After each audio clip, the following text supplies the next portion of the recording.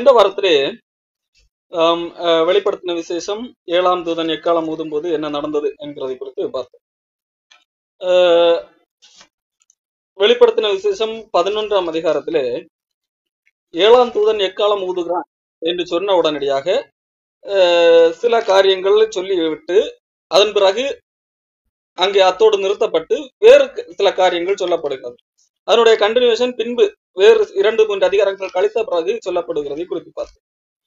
இப்பொழுது வெளிப்படுத்தின புஸ்தகம் 12ஆம் அதிகாரத்திலே ஒரு காட்சி யோவானுக்கு காண்பிக்கப்படுகிறது.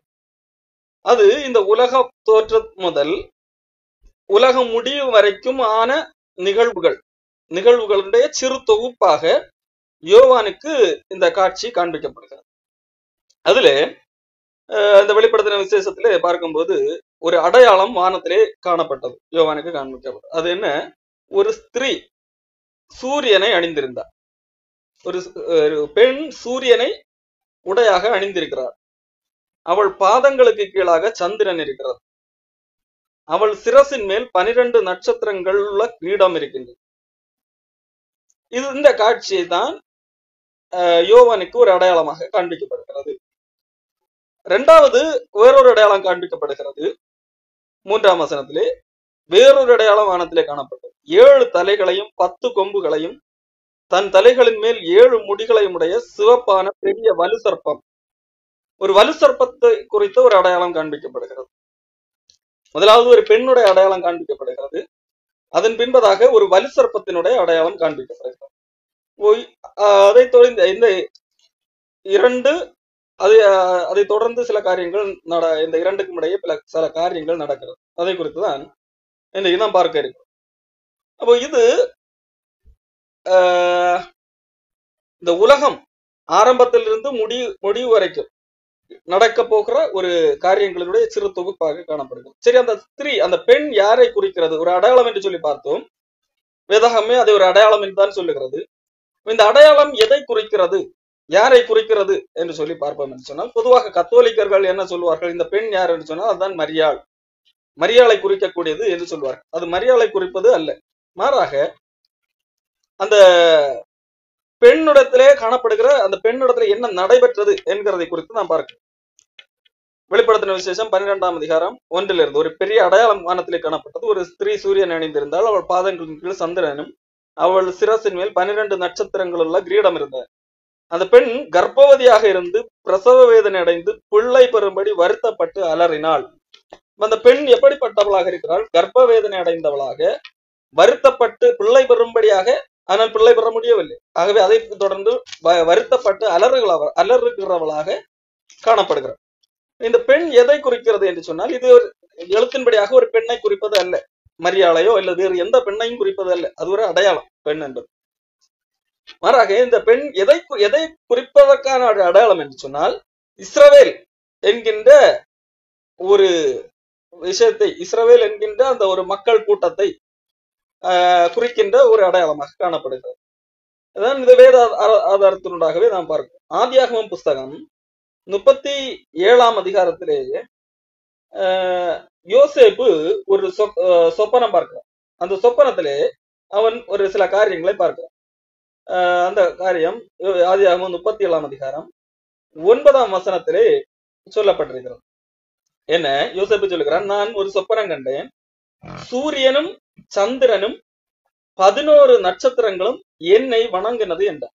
இப்ப யோசேப்பு சொல்லுகிறார், சூரியனும் சந்திரனும் 11 நட்சத்திரங்கள், இதையெல்லாம் சேர்ந்து யோசேப்பாகிய என்னை வணங்கினது என்று சொல்லுகிறான். அப்போ அதை சொல்லும் போது அவர்கள் எப்படி புரிந்து கொள்ளுகிறார்கள்?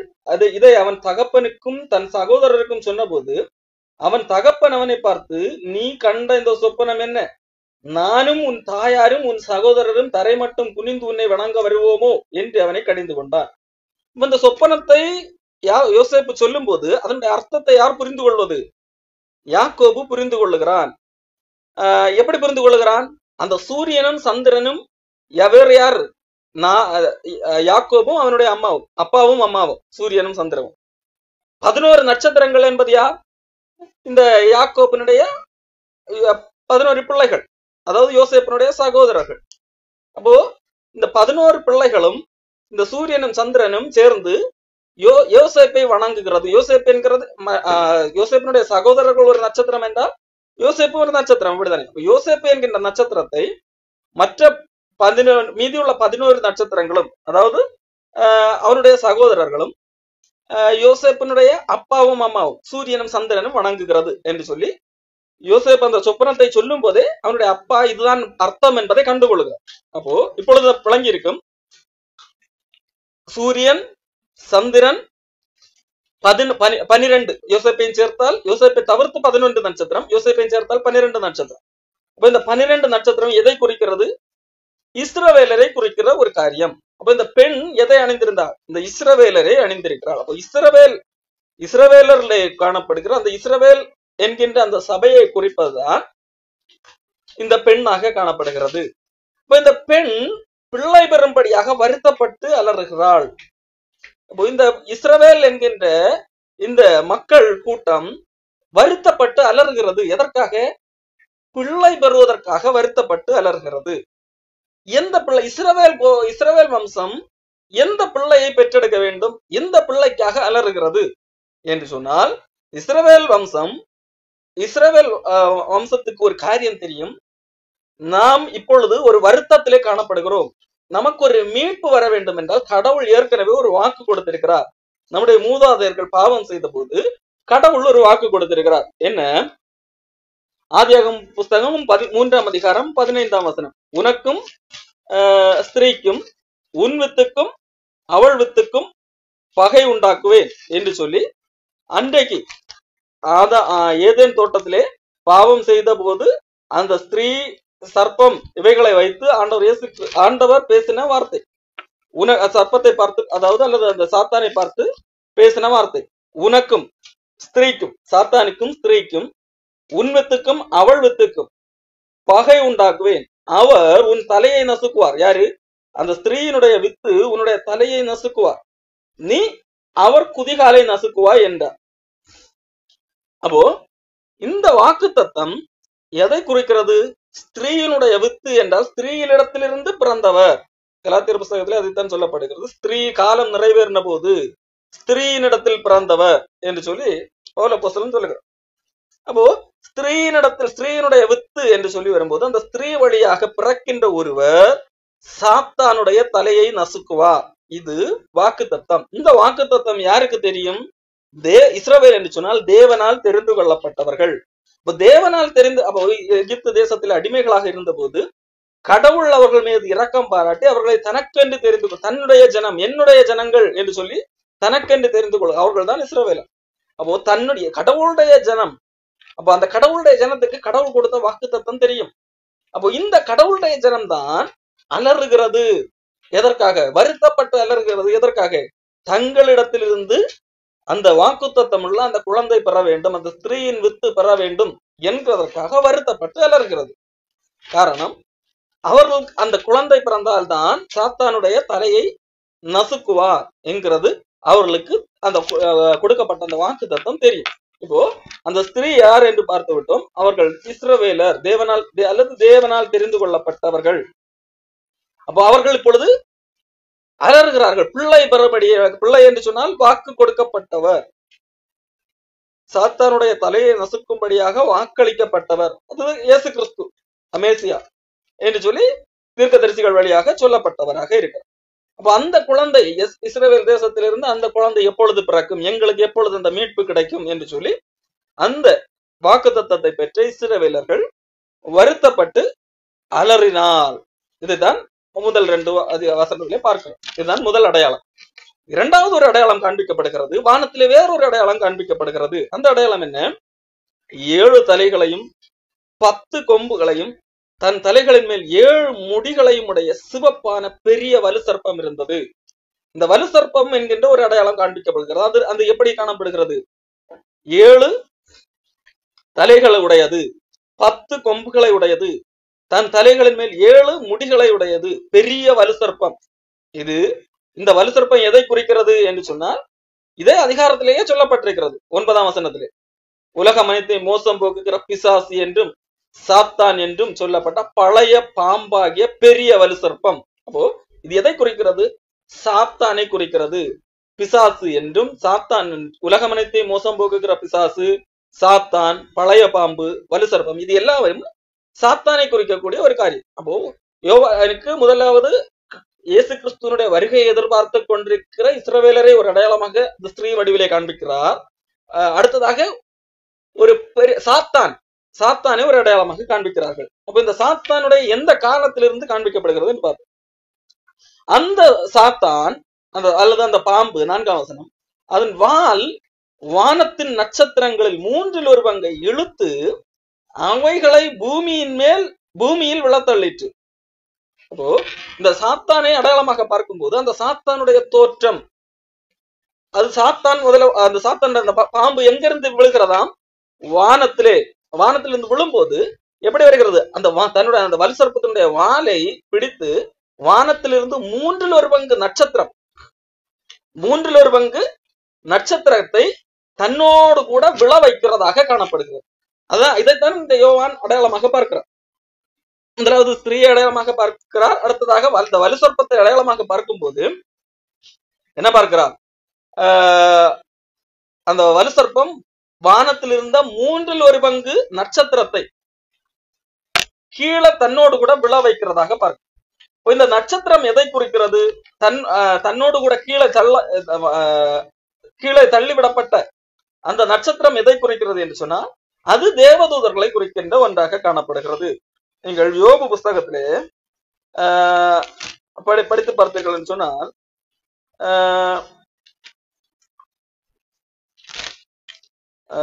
கடவுள் யோபுவிடத்திலே கேள்வி கேட்பார். நான் பூமியை படைத்த போது எங்கே இருந்தாய் என்று சொல்லி கேள்வி கேட்கும் போது ஒரு காரியத்தை சொல்லுவார். அந்த பூமி படைக்கப்பட்ட போது என்ன நடந்தது என்று சொல்லி யோபு 38ஆம் அதிகாரத்திலே இருக்கிறது. 4ஆம் வசனம், பூமி அஸ்தியாரப்படுத்துகிற போது எங்கே இருந்த அறிவாளன்? அப்பொழுது 4ஆம் வசனம், அப்பொழுது விடியற் காலத்து நட்சத்திரங்கள் ஏகமாய் பாடி தேவபூத்திரர் எல்லாரும் கம்பீரித்தார்களே என்று சொல்லி இங்கே சொல்லப்படுகிறது. அப்போ பூமியை படைத்த போது தேவபுத்திரர் பாட்டு பாடினார்கள், விடியற் காலத்து நட்சத்திரங்கள் பாட்டு பாடினார்கள் என்று சொல்லப்பட்டிருக்கிறது. மட்டுமல்ல, சாத்தானை குறித்து சொல்லப்படும் போது பழைய ஏற்பாட்டிலே அதிகாலையின் மகனாகிய விடிவெள்ளி நீ வானத்திலிருந்து விழுந்தாய் என்று சொல்ல, அதாவது நட்சத்திரம் அதிகாரியின் மகனாகிய விடிவெள்ளி என்று சொன்னால் மார்னிங் ஸ்டார் என்று சொல்லி போறோம். ஒரு நட்சத்திரத்தினுடைய பெயர் மார்னிங் ஸ்டார், ஆங்கிலத்திலே மார்னிங் ஸ்டார் என்று சொல்லப்பட்டிருக்கும். அதை லத்தீன்ல மொழிபெயர்த்து தான் லூசிபர் என்று சொல்லப்பட்டிருக்கு. லூசிபர் என்றால் வேறு ஒன்றுமல்ல, மார்னிங் ஸ்டார் அதனுடைய ஆங்கிலத்திலே. தமிழிலே அதிகாரியின் மகனாகிய விடிவெள்ளி. அப்போ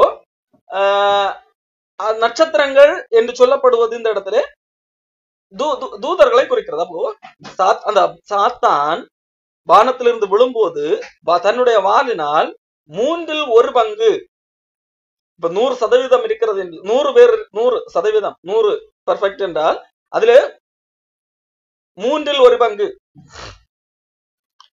வேற என்னது கீழே தள்ளி விடுகிறார். நீங்க கணக்கு போட்டு பார்ப்பீர்கள் என்று சொன்னால் அது எப்படி வரும்? 33.333 அப்படியே பெர்சன்டேஜ் என்று சொல்லி வந்து கொண்டிருக்கும். அப்போ அவ்வளவு பேர்களை, அவ்வளவு பெர்சன்டேஜ், அல்லது ஒரு 100 பேர் இருக்கிறார்கள் சொன்னால் 33 பேர், அதான் கணக்கு, பேரை தன்னோடு கூட கீழே தள்ளி விட்டார்கள். இதை வேடிக்கையாக சொல்வதுண்டு. இந்த கணக்கும் இந்த மற்ற சில வேற மத நம்பிக்கையாளர்கள் சொல்வார்கள், எங்களுக்கு 338 கோடி தேவர்கள் என்று சொல்லி, அதுவும் 3 என்றுதான் போகும் என்று சொல்லி. சரி, அப்போ சாத்தான் விழும்போது அவன் மட்டுமாக வரவில்லை, தன்னோடு கூட 1/3 பங்கு தேவதூர்களையும் தன்னோடு கூட இழுத்து கொண்டு வந்தான். இதை யோவான் இன்னொரு காட்சியாக பார்க்கிறார். முதல்ல ஒரு காட்சி காண்கிறார், அது இஸ்ரவேல் தேசம் கடவுளுடைய தங்களை காப்பாற்றுவதற்காக, சாத்தானை அழித்து தங்களை காப்பாற்றுவதற்காக எப்பொழுது மேசியா பிறப்பார் என்று சொல்லி எதிர்பார்க்கிற வருத்தப்பட்ட அழகுகிற ஒரு காட்சி. எங்களிடத்திலிருந்து, எங்கள் கோத்திரத்தில், எங்கள் வழியாக இயேசு எப்பொழுது பிறப்பார் என்று சொல்லி. இரண்டாவது காட்சி ஆரம்பத்திலிருந்தே, சாத்தான் விழும்போது அவன் மட்டுமாக விழவில்லை, கூடவே அவன் 1/3 பங்கு பேரை விழ வைத்தவனாக்கும் என்று சொல்லி சாத்தானுக்குரிய வல்லமையை காண்பிக்கும்படியாக, அவன் அவ்வளவு வல்லமை உள்ளவன் என்று சொன்னால் கடவுளுக்குரிய வல்லமை அல்ல, அவனுக்கென்று ஒரு வல்லமை இருக்கிறது. என்ன வல்லமை? அவன் 1/3 பங்கு தூதர்களை விழ வைத்தவனாக்கும் என்று சொல்லி அவனுடைய புகழை காண்பிக்கும்படியாக அவனுக்கு ஒரு இன்ட்ரோடக்ஷன் காண்பிக்கப்படுகிறது. இப்போ என்ன நடக்கிறது என்று பாருங்க. இப்ப பிரசவ வேதனைப்படுகிற அந்த ஸ்திரீ பிள்ளை பெற்ற உடனே அவளுடைய பிள்ளையை பட்சித்து போடும்படியாக அந்த வலு சர்ப்பம் அவளுக்கு முன்பாக நின்றது. இப்போ இந்த இஸ்ரவேல் மக்கள் எப்பொழுது அந்த வாக்கு தத்துவம் நிறைவேறும், ஸ்திரீயின் வித்து எங்கள் வழியாக பிறக்கும், இஸ்ரவேல் கோத்திரத்திலே அந்த மீட்பர் மேசியா எப்பொழுது பிறப்பார் என்று சொல்லி காத்திருக்கிறார்களோ, அதே போலவே சாத்தானும் அந்த பிள்ளை எப்பொழுது பிறக்கும், நாம் அழித்து போடலாம் என்று சொல்லி காத்துக் கொண்டிருக்கிறார். அப்போ ஆகவே தான் வரலாற்றிலே அந்த இஸ்ரவேல் அல்லது உலக வரலாற்றின் அடிப்படையிலே பார்த்தால் கூட கடவுள் ஏவாளுக்கு வாக்கு கொடுக்கிறார், ஸ்திரீக்கும் உனக்கும் ஸ்திரீ அந்த ஏவாள் முன்னிலையிலே சாத்தான் இடத்துல பேசுகிறார். அது இவர்களுக்கு கொடுத்த ஒரு வாக்கு. சாத்தானுக்கும் ஸ்திரீக்கும், சாத்தானுடைய வித்துக்கும் ஸ்திரீயின் வித்துக்கும் பகை, இந்த ஸ்திரீயின் வித்து சாத்தானை நசுக்கும் என்று சொல்லி கேட்ட உடனே சாத்தானுக்கு நடுக்கம் வைத்திருக்கு. ஆகவே அந்த ஸ்திரீயின் வித்து எப்பொழுது பிறக்கம், நாம் அதை அழித்து போடலாம் என்று சொல்லி கங்கணம் கட்டி கொண்டு இருந்தது. ஆகவே தான் தொடர்ந்து அந்த வம்சத்திலே யாரும் அப்படிப்பட்ட வித்தாக இருந்து விடக் கூடாது என்பதிலே கவனமாக இருந்து ஒவ்வொருவராக அழித்து கொண்டே வருவான் அல்லது கெடுத்து கொண்டே வருவான்.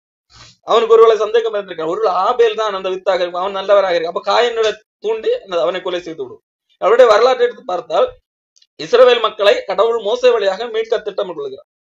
அப்போ மோசே யாருக்குமோ, மோசே தான் எல்லா குழந்தைகளும் மோசே வழியாக மீட்பு வருமோ என்று சொல்லி அந்த சாத்தான் இருந்து மோசையை கொல்வதற்கு திட்டம். மோசையை கொல்வதற்கு மட்டுமல்ல, ஒட்டுமொத்த இஸ்ரவேலர்களை அழிப்பதற்கான ஒரு திட்டம் பார்வோன் வழியாக.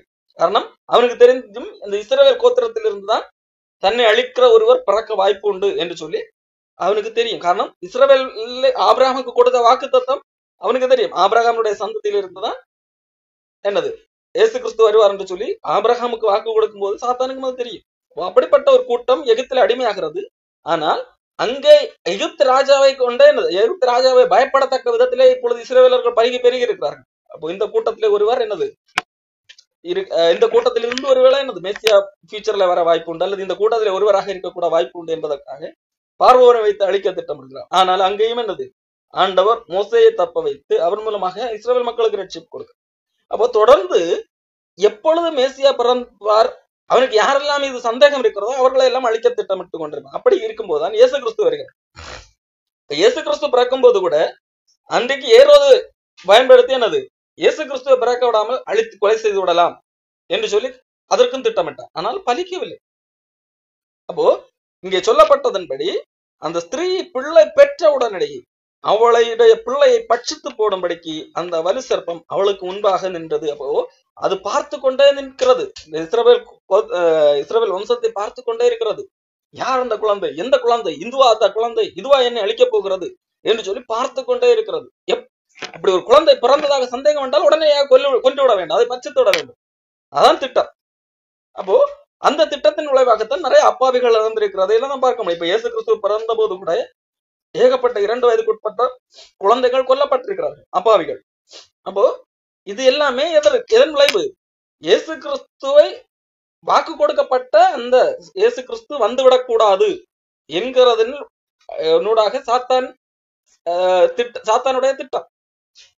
ஆனாலும் இயேசு கிறிஸ்து பிறந்தார் என்று சொல்லி சொல்லப்படுகிறது. இப்போ வெளிப்படுத்தின விசேஷம் 5ஆம் வசனம், சகல ஜாதிகளையும் இருப்பு கோலால் ஆளுகை செய்யும் ஆண் பிள்ளையை அவள் பெற்றாள். அவள் அந்த இஸ்ரவேல் வம்சம் அந்த ஆண் பிள்ளை அந்த பெற்றெடுத்தது. சாத்தானால் என்னது பட்சிக்க முடியவில்லை. சாத்தானுடைய கண்ணை தட்டி அந்த குழந்தை பிறந்தது. இந்த பிள்ளை பிறந்து அந்த பிள்ளை செய்ய வேண்டிய வேலையெல்லாம் செய்த பின்பதாக அவருடைய பிள்ளை தேவனிடத்திற்கும் அவருடைய சிங்காசனத்திற்கும் எடுத்துக்கொள்ளப்பட்டது. இயேசு கிறிஸ்து வந்தார், மரித்தார், உயிர்த்தெழுந்தார், அவர் பரத்துக்கு எடுத்துக்கொள்ளப்பட்டார். அப்போ இதுதான் உலக தோற்றம் முதல் சிலுவை வரைக்குமான காட்சி. ஒட்டுமொத்த ஒரு பெரிய ஒரு வரலாறு. அங்கே ஒருவேளை நமக்கு தெரிந்திருக்காது. அப்படித்தானே, ஏன் இயேசு கிறிஸ்து பிறந்த போது அப்பாவிகள் எல்லாம் கொல்லப்பட வேண்டும், மோசே பிறந்த போது எதற்காக எப்படி கொல்லப்பட வேண்டும், ஏன் இப்படி அதுக்கு பின்னணியில யார் இருக்கிறார் என்று பார்த்தால் இங்கே சாத்தான். காரணம் அவனுக்கு ஒரு பயம். கடவுள் அன்றைக்கு கொடுத்த அந்த வாக்கு தத்தம் இவர்கள் வழியாக நிறைவேறி விடுமோ, இந்த குழந்தை மூலமாக நிறைவேறி விடுமோ பயம். ஆகவே அவர்களை எப்படி அழித்து விட வேண்டும் என்று சொல்லி அந்த ஸ்திரீக்கு முன்பாக அவள் எப்பொழுது பிரசவம் பண்ணுவாள் அதை அழித்து விடலாம் என்று சொல்லி முன்பாக நிற்கிறோம். இப்போ ஆனால் அது நினைத்தது நடக்கவில்லை. மாறாக அந்த குழந்தை பிறந்தது, அது திட்டத்தை நிறைவேற்றி, தேவனுடைய திட்டத்தை நிறைவேற்றி மக்களுக்கு மீட்பு கொடுக்கும்படியாக சிலுவையில் மரித்து உயிர்த்து தேவனிடத்திற்கும் அவருடைய சிங்காசனத்திற்கும் எடுத்துக்கொள்ளப்பட்டது. இப்பொழுது இதன் பின்பதாக இயேசு கிறிஸ்துவின் மரணத்திற்கு பின்பதாக என்ன நடக்கிறது என்று சொல்லி பார்க்கவும். இப்போ மரணத்துக்கு பின்பதாக நடக்கின்ற காரியங்களை ஒட்டுமொத்த காரியங்களை எழுதாமல் அடுத்து நேரடியாக கடைசி இயேசு கிறிஸ்துவினுடைய வருகைக்கு முன்பதாக என்ன நடக்க போகிறது என்கிறதை குறித்து எழுதப்பட்டிருக்கு. கடைசியிலே ஒரு 3 ஆண்டுகள் என்ன நடக்க போகிறது என்கிறதை குறித்து எழுதப்பட்டிருக்கு. அப்போ ஸ்திரீயானவள் வனாந்திரத்திற்கு ஓடி போனாள். அங்கே 1160 நாளும் அவளை போஷிப்பதற்காக தேவனால் ஆயத்தமாக்கப்பட்ட இடம் அவளுக்கு உண்டாயிருந்தது. அப்போ இங்கே ஸ்திரீ, இப்போ பிள்ளை பிறந்து விட்டது, பிள்ளை தேவனிடத்திற்கு எடுத்துக்கொள்ளப்பட்டது. இப்போ ஸ்திரீ, இந்த ஸ்திரீ யார்? ஏற்கனவே சொன்னேன், இஸ்ரவேலர் சொல்லி. அப்போ இஸ்ரவேலர் என்று சொல்லும் போது எழுத்தின்படியான இஸ்ரவேலர் என்று எண்ணிவிடக் கூடாது. அன்றைக்கு எழுத்தின்படியான இஸ்ரவேலர்களிலும் எல்லாரும் இஸ்ரவேலர் அல்ல என்று சொல்லி நாம் பார்க்க முடியும். ரோமர் புஸ்தகத்திலே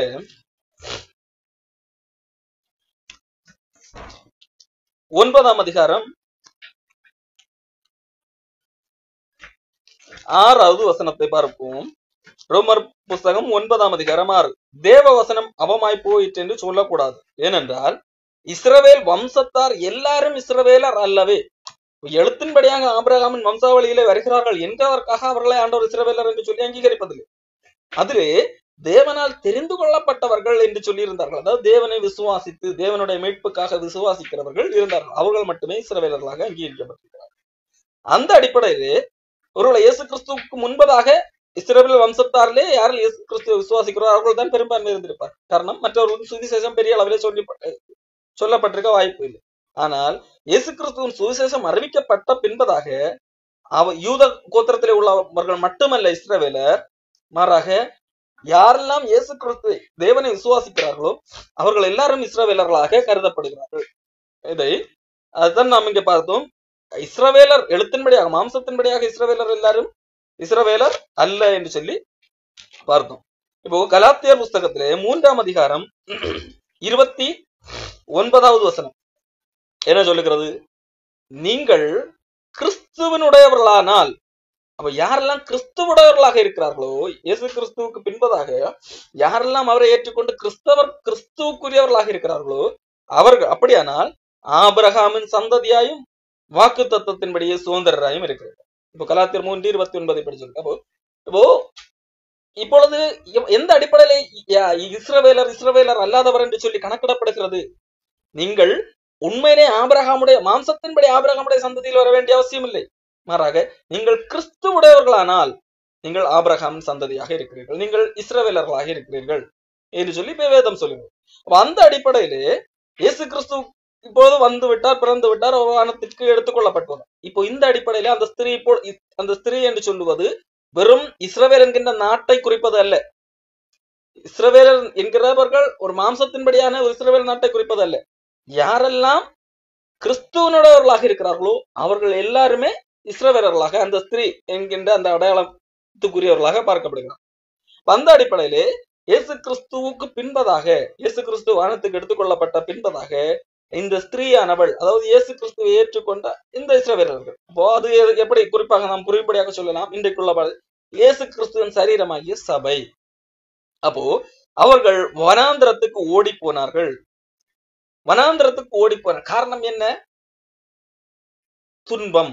வனாந்திரத்துக்கு ஓடி போகிறது என்பது துன்பத்தின் பாதையில் கடந்து செல்தல். வனாந்திரம் என்ற பாலைவனத்துக்கு போகிறது அல்ல. நாம் ஏற்கனவே சொன்னோம், இது எல்லாமே அடையாளம் என்று சொல்லி. சூரியன் என்று சொன்னால் உண்மையான சூரியனை அணிந்து கொண்டு அந்த பெண் அணிந்து கொண்டிருக்கல, அது ஒரு அடையாளம். அதே போலதான் இங்க நட்சத்திரம் என்று சொன்னால் அது தேவதர்களை குறிக்கிறதாக என்பது என்று பார்ப்போம். அந்த அடிப்படையில் இங்க வனாந்திரம் என்று சொன்னால் எழுத்தின்படியாக ஒரு என்னது, ஒரு பாலைவனத்தை குறிப்பதல்ல, அது ஒரு பாதை, ஒரு உபத்திரவம் துணூடாக செல்லுகிற பாதை. ஸ்திரீயானவள் அந்த பாதை வழியாக பயணிக்கப்பட்டார். அந்த உபத்திரவத்தின் பாதை அதுதான் என்னது, அவளை பாதுகாக்கக்கூடிய இடம், தேவனை விட்டு விலகாமல் பாதுகாக்கக்கூடிய ஒரு இடமாக காணப்படுகிறது. அங்கே அந்த இடத்திலே வைத்து அவள் போஷிக்கப்படுவதற்கு தேவனால் ஆயத்தமாக்கப்பட்ட இடம் கொடுக்கப்பட்டது. இப்போ அதன் பிறகாக இயேசு கிறிஸ்து பரலோகத்துக்கு போனார் அல்லவா, இப்ப தேவனிடத்திற்கு போனார் அல்லவா, அங்கே இயேசு கிறிஸ்து தேவனிடத்திற்கு போனதால் அங்க ஒரு சம்பவம் நடக்கிறது, வானத்திலே ஒரு சம்பவம் நடக்கிறது. என்ன? 7ஆம் வசனம், வானத்திலே யுத்தம் உண்டாயிற்று. வானத்திலே யுத்தம் உண்டாகிறது. மிகாவேலும் அவனை சேர்ந்த தூதர்களும் வலு சர்ப்பமும் அதை சேர்ந்த தூதரும் யுத்தம் பண்ணியும் ஜெயம் கொள்ளவில்லை. வானத்திலே இப்ப யுத்தம் நடக்கிறது. ஒரு புறம் மிகாவேல் அவனுடைய சேனைகள், இன்னொரு புறம் அந்த வலு சர்ப்பம், அதாவது சாத்தானுடைய தூதர்கள், அவன் 3 பங்கை தன்னிடத்திலே வைத்திருக்கிறான் அல்லவா. யுத்தம் நடக்கிறது. யுத்தத்திலே இந்த வலு சர்ப்பமும் அல்லது அந்த சாத்தானும் அவருடைய தூதர்களும் தோற்று போகிறார்கள். அப்போ அவர்கள் வானத்திலே அவர்கள் இருந்த இடம் காணப்படாமற் போயிற்று. இப்போ இவ்வளவு நாட்கள் சாத்தானுக்கு எங்கே போக அனுமதி இருந்தது? தேவனிடத்திலே போய் குற்றம் சாட்டுவதற்கு அனுமதி இருந்தது. யோபுவின் புஸ்தகத்திலே கூட பார்க்கிறோம், தேவன் இருக்கிறார், தேவபுத்திரர்கள் இருக்கும் போது அங்க யார் வந்து நிற்கிறது? சாத்தான் வந்து நிற்கிறார். ஆனால் எப்பொழுது இயேசு கிறிஸ்து பரத்துக்கேறி போனாரோ, தேவனுடைய பிள்ளை வந்து மனிதர்களோடு செய்த பாவத்திற்கான அந்த பலியை செலுத்தி அவர் மனிதர்களை, அவரை விசுவாசிக்கிறவர்களை பரிசுத்தமாக்குறாரோ, அப்பொழுதே வானத்திலே யுத்தம் நடக்கிறது. யுத்தத்தின் வழியாக அந்த சாத்தான் அவன் பரலோகத்துக்குள்ளாக இனி பிரவேசிக்க கூடாமல் கீழே தள்ளப்படுகிறார்கள். அப்போ சொல்லப்படுகிற பாருங்கள், வானத்திலே அவர்கள் இருந்த இடம் காணப்படாமற் போயிற்று. உலகம் அனைத்தையும் மோசம் போக்குகிற பிசாசு என்றும் சாத்தான் என்றும் சொல்லப்பட்ட பழைய பாம்பாகிய பெரிய வலு சர்ப்பம் தள்ளப்பட்டது. அது பூமியிலே விழத்தள்ளப்பட்டது. அதோட கூட சேர்ந்த தூதரும் தள்ளப்பட்டார்கள். அப்பொழுது வானத்திலே ஒரு பெரிய சத்தம் உண்டாகி, இப்பொழுது ரட்சிப்பும் வல்லமையும் நமது தேவனுடைய ராஜ்யமும் அவருடைய கிறிஸ்துவின் அதிகாரம் உண்டாயிருக்கிறது. இரவும் பகலும் நம்முடைய தேவனுக்கு முன்பாக நம்முடைய சகோதரர் மேல் குற்றம் சுமத்தும் பொருட்டு அவர்கள் மேல் குற்றம் சாட்டுகிறவன் தாழ தள்ளப்பட்டு போனான். அப்போ குற்றம் சாட்டுகிறவன் கீழே தள்ளப்பட்டு போனான். இப்பொழுது குற்றம் சாட்டுகிறவன் இல்லை. இது எதனால் வந்தது?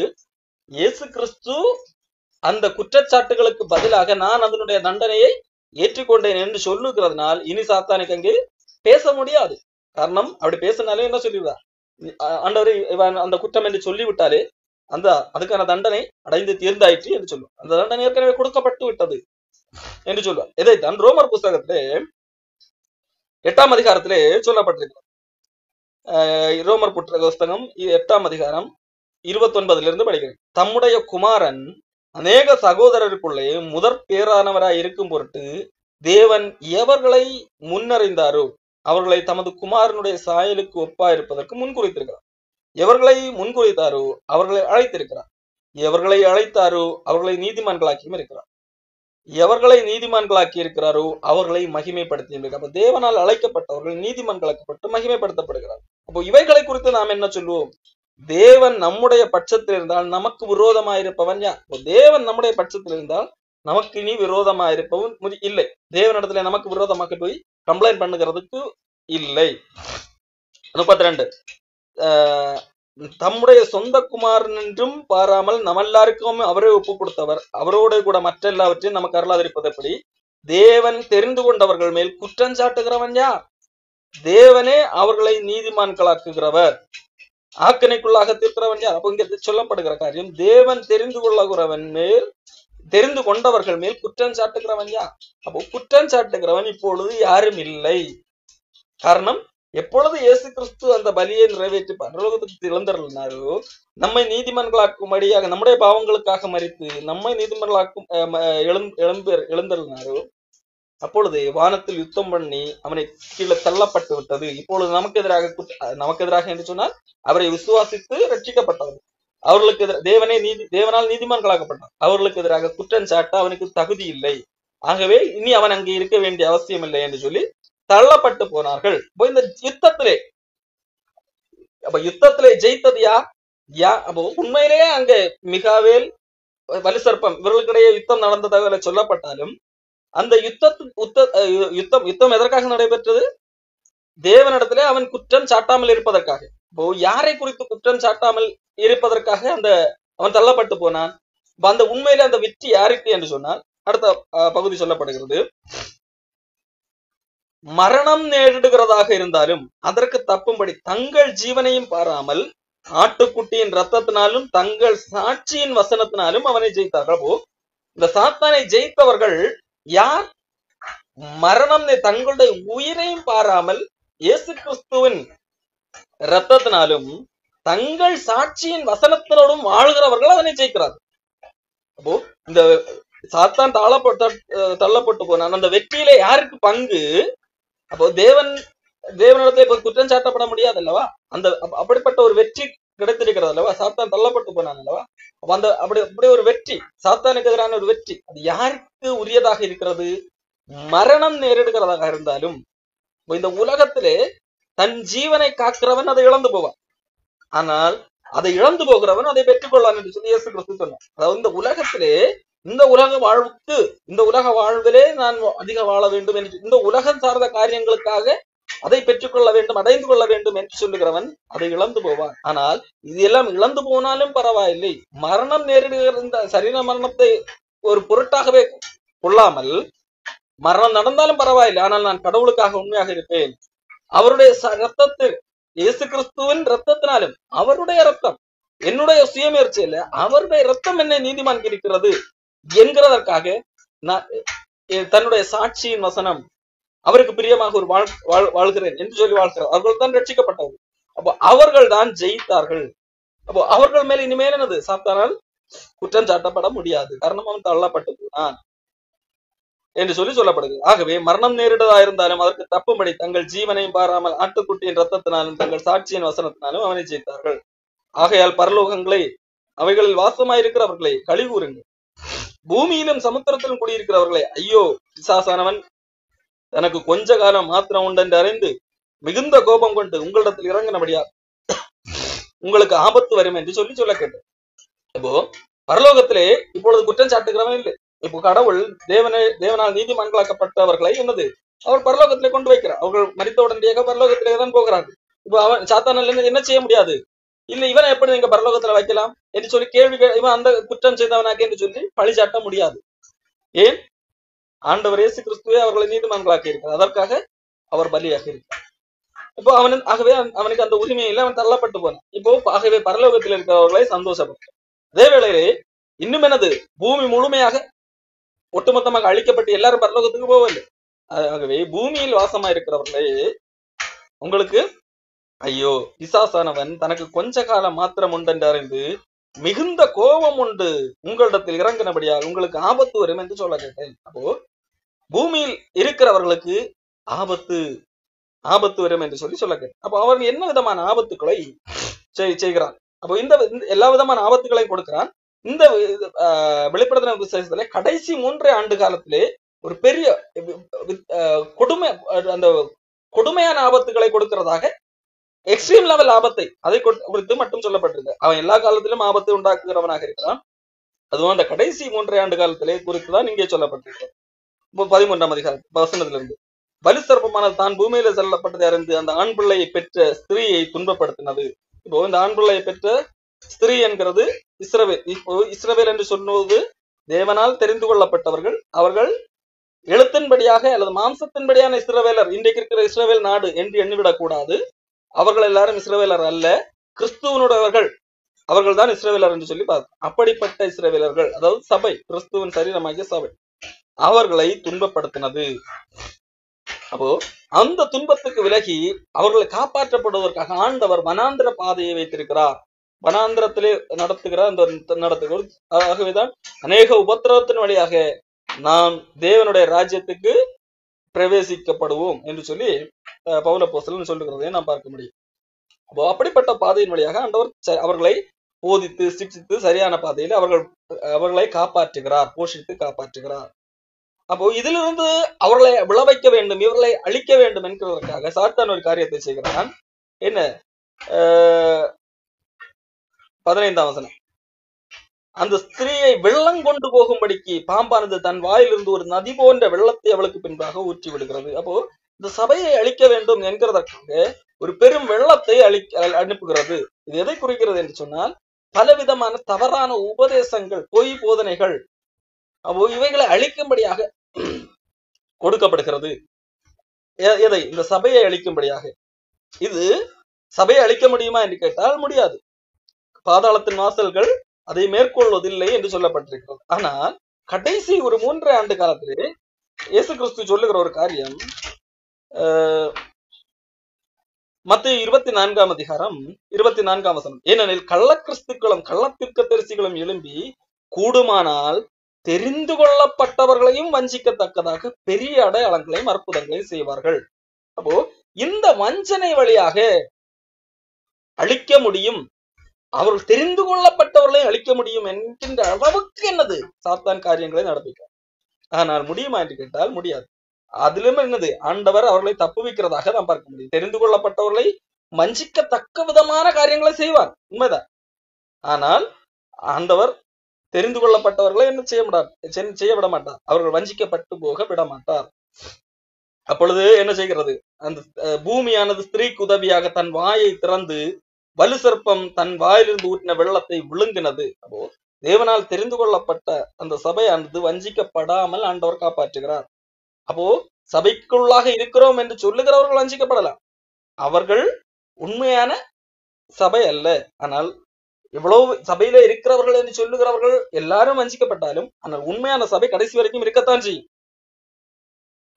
அது ஒருவேளை எண்ணிக்கையில் குறைவாக இருந்தாலும் சபை, உண்மையான சபை, அதை கடைசி வரைக்கும் சாத்தானால் அழிக்க முடியாது. இப்போ அது தெரியாது, சபையை அழிக்க முடியாது என்று சொல்லி அவனுக்கு தெரிந்த உடனடியாக அவன் அடுத்து செய்யக்கூடிய காரியம் தனிநபர் தாக்குதல், அதாவது துன்பத்தை கொலை செய்கிறது, உபத்திரவப்படுத்துவது என்று சொல்லி அவன் இறங்கி விடுகிறான். அப்போ ஒவ்வொரு தனி கிறிஸ்தவர்கள் சபையை துன்பப்படுத்த முடியவில்லை, அப்ப இந்த சபையில் உள்ள ஒவ்வொரு தனி நபர்களையும் அழிக்கிற ஒரு காரியத்தை அவன் இறங்குகிறான். பாருங்கள் 17 வசனம், வெளிப்படுத்தின விசேஷம் 17. அப்பொழுது வலு சர்ப்பமானது ஸ்திரீயின் மேல் கோபம் கொண்டு, அப்ப ஸ்திரீயை என்ன செய்ய முடியாது, வஞ்சனையினால் கவிழ்த்து போட முடியாது, தேவனை விட்டு பிரிக்க முடியாது என்று தெரிந்த உடனடியாக தேவனுடைய கற்பனைகளை கை கொள்ளுகிறவர்களும் இயேசு கிறிஸ்துவை குறித்து சாட்சி உடையவர்களுமாகிய அவளுடைய சந்ததி, அந்த சபையிலிருந்து புறப்படுகிற பிள்ளைகள், அவர்களோட சந்ததியான மற்றவர்களுடைய யுத்தம் பண்ண ஆரம்பித்தது.